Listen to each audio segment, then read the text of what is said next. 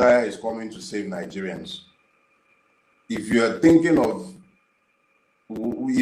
in terms of a Messiah, then you obviously have a wrong perception of both the problems of Nigeria and the solution to the Nigerian problem.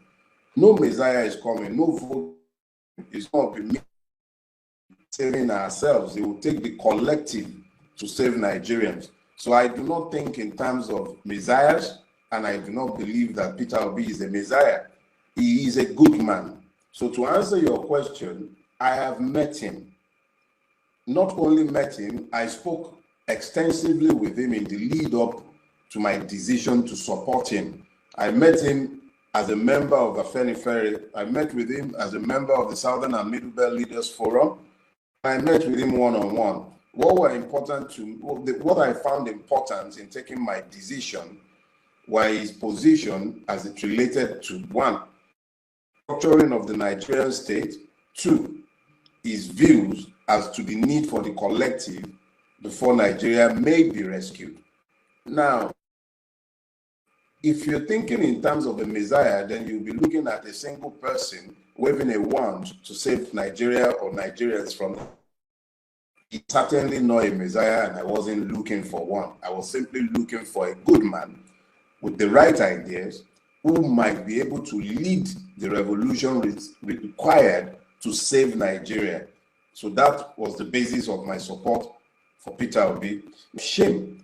We have become so shameless as a collective, individuals, every collective in Nigeria, from the church group to the mosque group to unions, to neighborhood unions, to town unions, the level of shamelessness that has come to define and characterize our dealings is actually quite scary.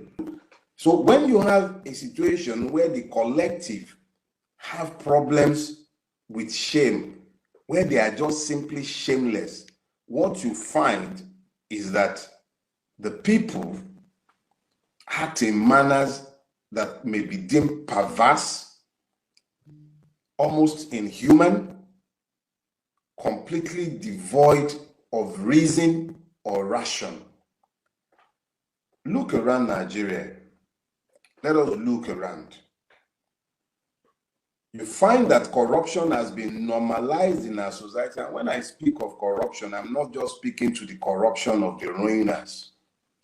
A mechanic will tell you that one thing is wrong with your car, but it is something completely different that he's fixing. He extorts from you. The teacher would sell handout, would demand sexual gratification before passing a student. And he will feel no sense of remorse because all the other lecturers have their own thing going. My wife runs a supermarket. If you're not stealing money from the business, but you're stealing goods, you're just as much of a thief as the person stealing the money. If you're not stealing money or stealing goods, but you are eating the products without paying for it, you are just as culpable as those who are taking both products and money. So a culture of stealing is engendered in the space because everybody is doing one thing or the other that they are not meant to do. You then develop a culture predicated on the normalization of abnormality. So yes, we can speak about the stealings of Jagaban. We can speak to the stealing of his chief of staff. We can point at our National Assembly, Akpabio and them. But what about us as individuals, as a collective? Since we find themselves ruled by demons, it is the collective demonization of individuals that has led to the enthronement of demons in public office. Good people are rarely ever ruled by bad men and women. It is bad people who find excuses for evil that are ruled or ruined by bad people. So it is all well and good to point to the evil men and women ruling our country, but we also have a duty to examine ourselves as a collective How did we get here? How did we get to the point where the God show of shamelessness? Arrests, first you started with, oh, Aboki FX is the reason why Naira was dropped his daily rate. And then you turned around and say, oh, it's the Binance people. Before the Binance, it was all the Aboki with their borrow the change. You started chasing them around, arresting them. EFCC found no other job to do again. Even the DSS got in on the act, and then you went around harassing these people. And when that didn't work, you jumped on Binance.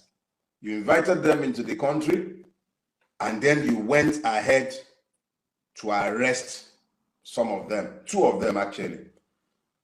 In the custody of the National Security Agency, like whatever they call the NSA, you arrested these people, and one of them escaped, quote and unquote. I was invited to the EFCC headquarters matter I handled years back, and I was there for the first time in my life. This was about a month or so ago, and I assure you, nobody can leave that premises without the sanction of the EFCC. And I'm talking about the Economic and Financial Crime Commission. How much more the National Security Agency? It had men in its custody, foreigners. And this foreigner, one of them, that's the story they want us to believe. One of them escaped the custody of the NSA. He came out of that place, not a black man or a white man. He wasn't the that might have been able to blend in with the crowd. He would have stuck out like a sore thumb. Out of that custody, from there, got to the airport with all the checkpoints on the way. Not only got to the checkpoint, he went through the checkpoint, he actually entered a private jet. He went through immigration, he entered a private jet and left Nigeria. And the utter lack of shame made it possible for sane human beings to come and tell Nigerians that this man escaped from Nigeria. What level of shamelessness? And then up until this moment, no heads have rolled. It tells you that there is a complete absence of shame in that space. If I were to be a megad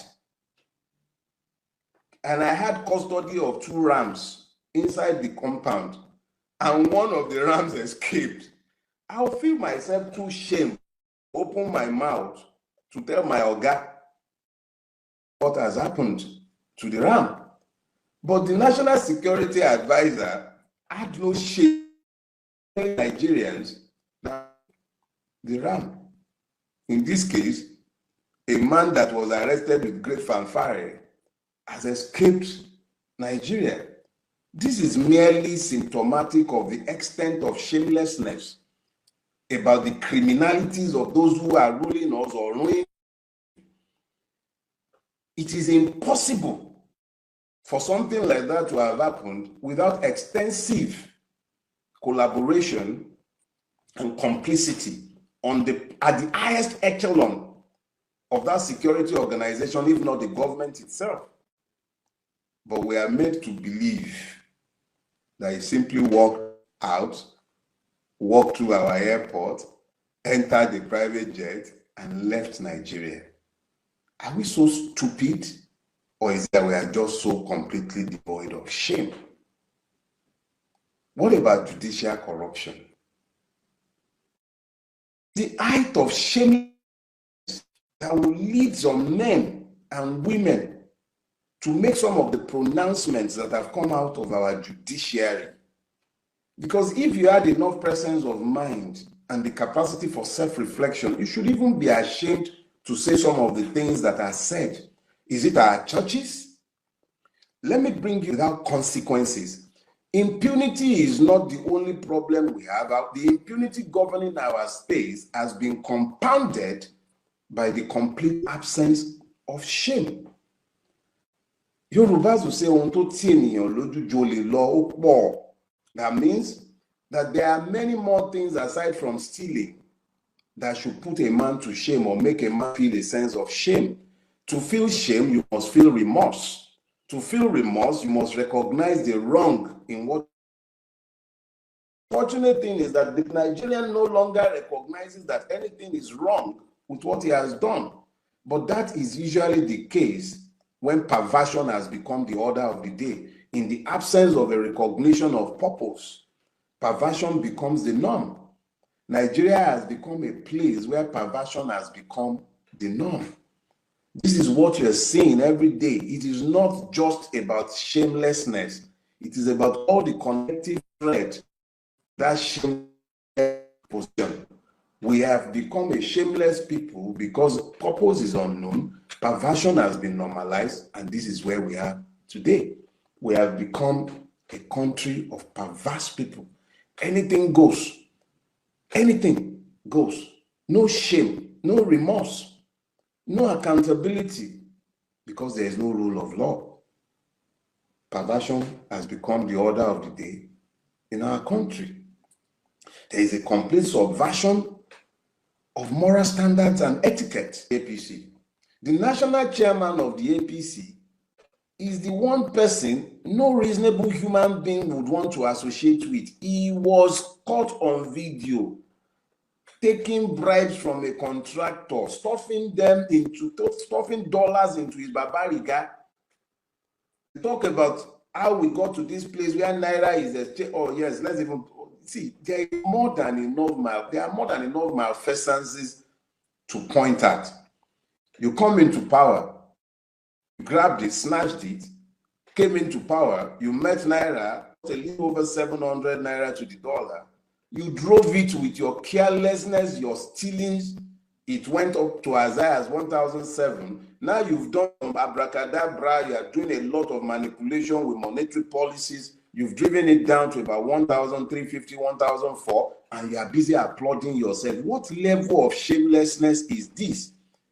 Your party's chairman is a confirmed thief, busy stuffing his guy with money, Gandola, the mobile bank, and then you make that one the national chairman of your party. But happy to that, I look at the president himself with all the baggage. Yesterday or thereabout, he was meant to be turning 72.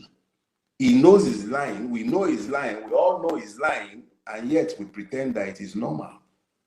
This is the level of shamelessness that has come to permeate our space. The dysfunction of every one of our societal morality has led to an epidemic of gambling. We don't even seem to understand the level of problems we have with almost every one of our youth engaged in productive ventures, chasing after Naira, bet Naira, bet Naira, Naira bet. And our celebrities, they can't even understand. They are endorsing madness, advertising it, profiting off bad putrefaction of the entire society. I speak as a reformed gambler. I gambled in my younger days. I'll bet on practically anything and everything, from to cards, to dice, to draft. And I know the destructive effect of gambling. But look at our society. We've become so hopeless that gambling has become the norm. If you are looking to make any money, since there is nothing productive to do, all you do is you gamble. You gamble, and we facilitated it. Nigeria must be one place where gambling is so completely unregulated that they do as they please. This is where we are as a collective. What about the sexual perversions? Bobrisky is busy winning best dressed. I have no problem with your sexual preferences, but at least keep it in private space. Stop corrupting the public morality. But in a place without shame, anything goes. Drug abuse, sexual abuse. These are functions of what we have become as a people. Look, if we're to ever come out of the mess we are in, we must begin to recognize that there is a need, a very urgent need for us to find ourselves as a collective. Understand very clearly that a collective lack of shame and the loss of shame has also meant that as a collective, we've lost all sorts of moral standards. And without moral standards, how do we as a collective aspire to be better? How do you even preach morality in a space governed by known criminals? We might pretend that this is not the case, but those who are looking at us from outside are not fooled by our protestations of piety. They know our pastors for what they are. They know our imams for what they are. They know our ruiners for what they are. They have their criminal records. They look at us, they say we are fantastically corrupt. Yeah, they can say that because they see us and they are not wearing blinkers in judging us. We as a collective must strive to be better than we are. And it's not just the ruiners. It is me and you. If we must save ourselves, our children, and our country, we must look in the mirror to find the first culprit in the putrefaction of our space.